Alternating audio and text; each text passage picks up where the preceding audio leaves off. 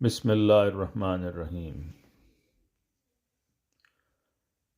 اے چھاؤں چھاؤں شخص تیری عمر ہو دراز۔ ڈائری مکرم عابد خان صاحب سے ایک انتخاب۔ دورہ کینیڈا، اکتوبر نومبر سن 2016 کے چند واقعات، حصہ ہشتم۔ حضور انور عید اللہ تعالیٰ بن نصر العزیز کی رہائش گاہ میں MTA کا مسئلہ۔ ایک امر جس کی بابت حضور انور عید اللہ تعالیٰ بار بار احمدیوں کو توجہ دلاتے ہیں، وہ MTA دیکھنے کی اہمیت اور اس کی برکات سے زیادہ مستفیض ہونا ہے۔ حضور انور کبھی احباب جماعت کو ایسے امور پر عمل کرنے کا حکم صادر نہیں فرماتے جن پر آپ خود عمل پیرا نہ ہوں۔ بے انتہا مصروفیت کے باوجود حضور انور جس قدر ہو سکے MTA ملاحظہ فرماتے ہیں۔ مثال کے طور پر کئی مواقع پر میں نے دیکھا ہے کہ حضور انور اپنے دفتر میں MTA ملاحظہ فرماتے ہیں اور جو بھی پروگرام چل رہا ہو اسے سنتے اور دیکھتے ہیں۔ اس دوران اب مستقل اپنے دفتر کی ڈاک بھی ملاحظہ فرماتے جاتے ہیں۔ اسی طرح دورہ جات کے دوران بھی حضور انور عید اللہ تعالیٰ جب ممکن ہو MTA ملاحظہ فرماتے ہیں۔ تاہم کینیڈا میں حضور انور نے مجھے بتایا کہ کسی تکنیکی مسئلے کی وجہ سے حضور کی رہائش گاہ میں MTA کا چینل نہیں آ رہا۔ حضور انور عید اللہ تعالیٰ نے اس کا اظہار جماعتی انتظامیہ کے سامنے بھی فرمایا، لیکن یہ مسئلہ ٹھیک نہ ہو سکا۔ حضور انور نے مجھے فرمایا کہ انہوں نے ایک جدید سسٹم لگایا ہے لیکن زیادہ تر یہ کام نہیں کرتا۔ حضور انور نے مزید فرمایا کہ UK میں دا اسکائی TV سسٹم ہے جو بہتر اور سادہ ہے، لیکن کینیڈا کی جماعت کا سسٹم بہت پیچیدہ ہے اور اکثر کام بھی نہیں کرتا۔ اتفاق سے بسا اوقات حضور انور کی رہائش گاہ اور دفتر میں جب MTA چل رہا ہوتا تھا تو حضور انور اور خالہ صبوحی یعنی حضور انور عید اللہ تعالیٰ کی اہلیہ محترمہ اس کو آن رکھتے اور ملاحظہ فرماتے رہتے۔ مجھے یہ بات سن کر افسوس تھا کہ حضور انور کو MTA دیکھنے کے لیے ایسی مشکل کا سامنا کرنا پڑا۔ ایک خوش نصیب ڈرائیور۔ 28 اکتوبر سن 2016 بروز جمعہ ایک اور تاریخی واقعہ رونما ہوا جب حضور انور عید اللہ نے آنٹیریو کی یارک یونیورسٹی میں ایک مارکہ آرا خطاب فرمایا۔ حضور انور شام 6 بجے اپنی رہائش گاہ سے باہر تشریف لائے اور اس گاڑی سے آگے تشریف لے گئے جس میں آپ بالعموم تشریف رکھتے تھے، اور قافلہ کی ایک دوسری گاڑی کی طرف بڑھے جسے کینیڈا کی سیکیورٹی ٹیم کے ایک ممبر منصور احمد باجوہ صاحب چلا رہے تھے۔ یہ حضور انور عید اللہ تعالیٰ بن نصر العزیز کی شفقت اور محبت کا ایک اظہار تھا کہ آپ نے قافلہ کے ایک دوسرے ممبر کو غیر متوقع طور پر ایک بابرکت موقع نصیب فرمایا کہ وہ خلیفہ وقت کی گاڑی چلائے۔ بعد ازاں خاکسار نے مکرم منصور صاحب سے ان لمحات کے بارے میں گفتگو کی جب وہ حضرت خلیفۃ المسیح عید اللہ تعالیٰ بن نصر العزیز کی موجودگی میں گاڑی چلا رہے تھے۔ جس لمحہ حضور انور ان کی گاڑی کی طرف بڑھے اس کے بارے میں موصوف نے بتایا کہ میں اپنی گاڑی میں بیٹھا ہوا تھا جب میں نے دیکھا کہ حضور انور بالعموم جس گاڑی میں تشریف فرما ہوتے ہیں اس سے آگے بڑھے اور میری گاڑی کی سمت میں تشریف لائے۔ جب مجھے اندازہ ہوا تو حضور انور میری گاڑی میں رونق افروز ہو رہے تھے۔ اس خیال سے کہ میں اس قابل نہیں ہوں کہ حضور انور کی گاڑی چلاؤں، میں گاڑی سے باہر نکلنے ہی والا تھا کہ حضور انور کے سیکیورٹی گارڈ سخاوت باجوہ صاحب نے مجھے ہاتھ کے اشارے سے تھمز اپ سے بیٹھے رہنے کا کہا، جس کے بعد میں ڈرائیونگ سیٹ پر بیٹھا رہا۔ منصور صاحب نے مزید بتایا کہ جب حضور انور تشریف فرما ہوئے تو میں نے حضور کو سلام کیا۔ حضور نے مجھ سے پوچھا کہ اس گاڑی کا مالک کون ہے۔ حضور انور کی آواز ایسی پرشوکت اور روبدار تھی کہ مجھ سے بولا نہیں جا رہا تھا۔ میں نے عرض کیا کہ یہ گاڑی ہماری ٹیم کے ایک اور ممبر سعادت صاحب کی ہے۔ پھر مجھے گاڑی چلانے کی ہدایت ملی اور یوں حضور انور کو یارک یونیورسٹی لے جانے اور واپس لانے کی سعادت نصیب ہوئی۔ اس شام کے متعلق منصور صاحب نے بتایا کہ میں اس لمحہ کو کبھی نہیں بھلا سکتا جب مجھے اندازہ ہوا کہ حضور میری گاڑی کی طرف تشریف لا رہے ہیں۔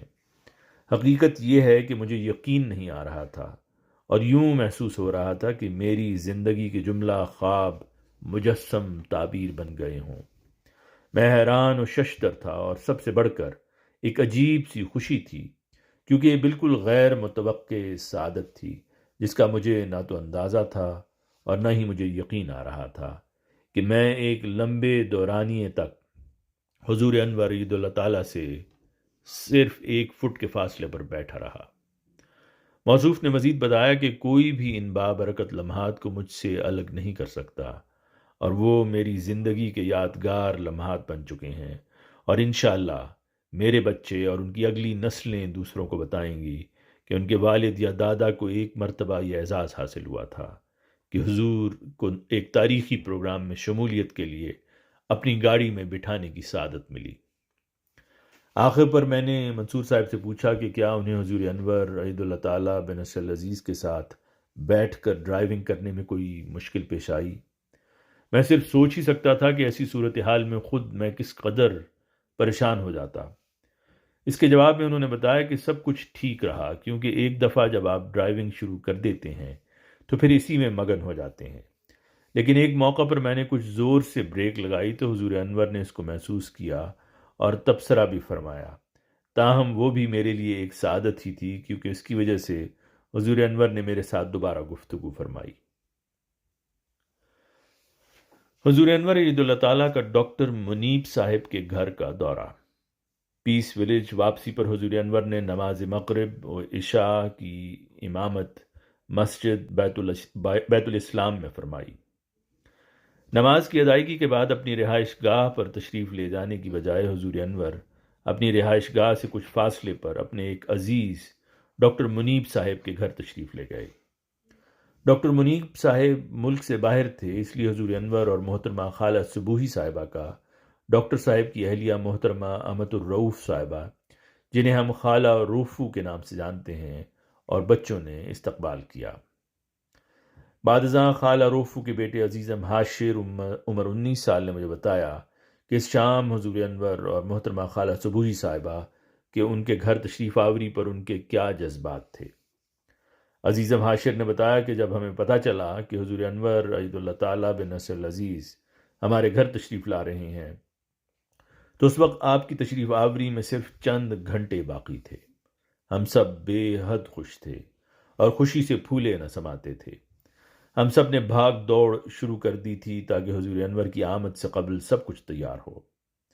عزیزم حاشر نے مزید بتایا کہ گھر میں داخل ہونے پر حضور انور نے گھر کا بغور جائزہ لیا اور تہہ خانے میں بھی تشریف لے گئے، جہاں میرے بڑے بھائی کا کمرہ ہے۔ میرے بھائی قاصد کے پاس اس کی صفائی کے لیے وقت نہ تھا، اور اسے دیکھنے پر حضور انور نے مسکراتے ہوئے فرمایا کہ یہ واقعی ایک لڑکے کا کمرہ ہے۔ اس کے بعد حضور انور لاؤنج میں تشریف فرما ہوئے تو میں بھی قریب ہی بیٹھ گیا، لیکن حضور انور نے مجھے فرمایا کہ تمہاری والدہ اور بہن کچن میں کام کر رہی ہیں، اس لیے مجھے جا کر ان کی مدد کرنی چاہیے۔